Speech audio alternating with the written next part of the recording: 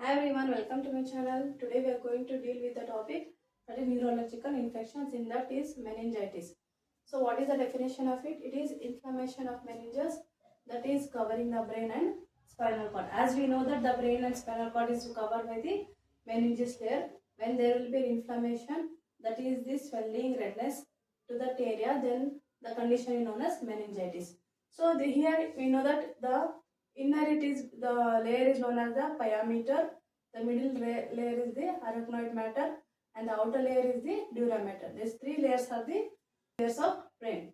So this how it is spread. It is spread via droplet and direct contact.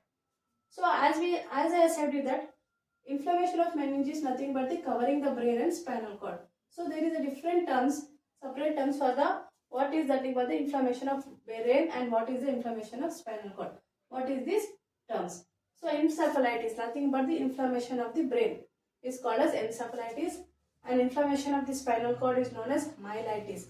When if the both brain and the spinal cord is involved, both the parts are being involved in the inflammation, then it is known as encephalomyelitis.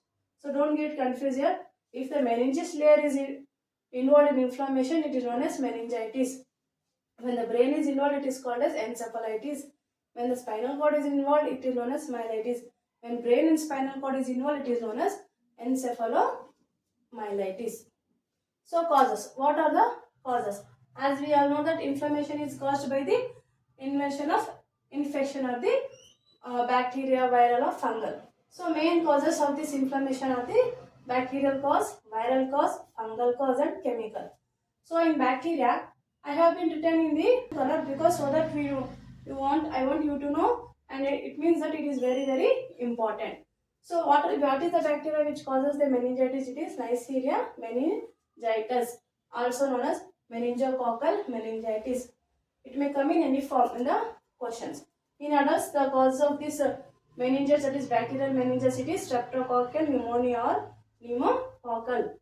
In viral causes, the viral which causes this in meningitis is herpes simplex virus 2, and other are varicella zoster and mumps and HIV. In fungal causes, that is Cryptococcus neoformans, which is seen in HIV patients. Chemicals, dyes used for diagnostic test. So next is about the clinical manifestations, also known as signs and symptoms. So I have divided into two types, that is general symptoms and then the classic type, which is very important.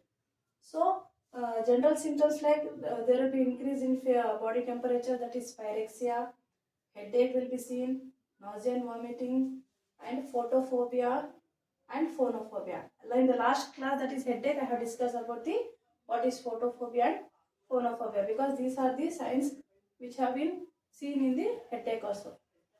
So what is phonophobia? What is symptom? That is sensitivity to light. Phonophobia, that is sensitivity to sound. And that is myalgia, that is muscle pain is seen, and then confusion. ALOC, that is altered level of consciousness, and red maculopapular rashes, that is petechial rash.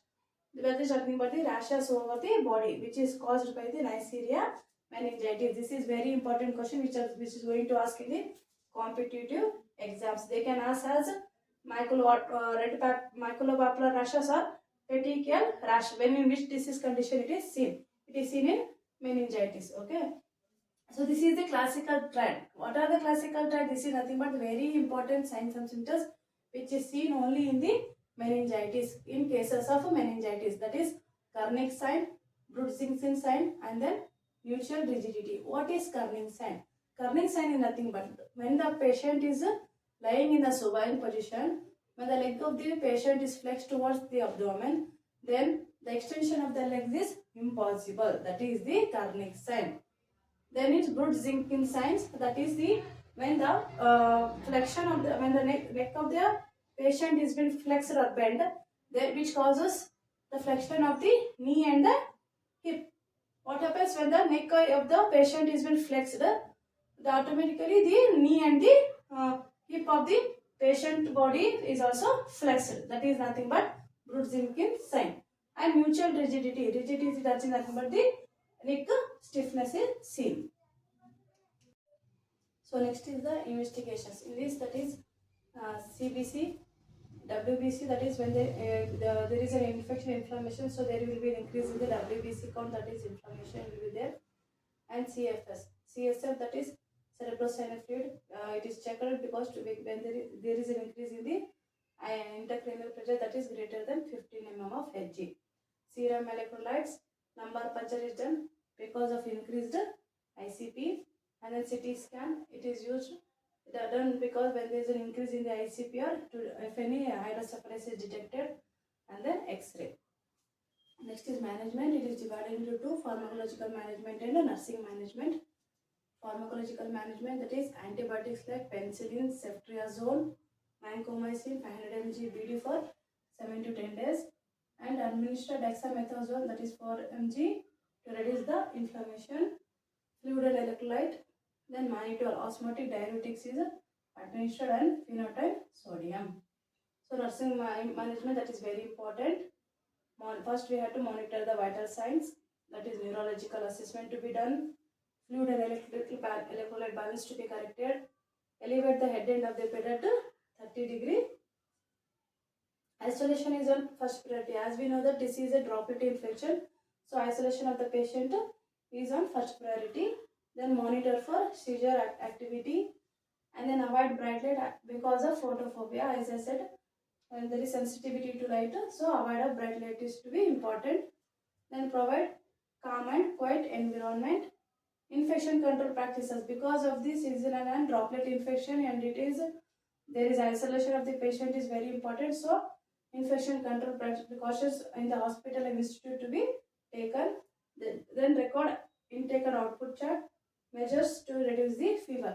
And if it is seen in children, then what happens? The head circumference of the children to be measured daily basis, because when there is an increase in intracranial pressure, it can be suspected of hydrocephalus condition, so that should be taken care.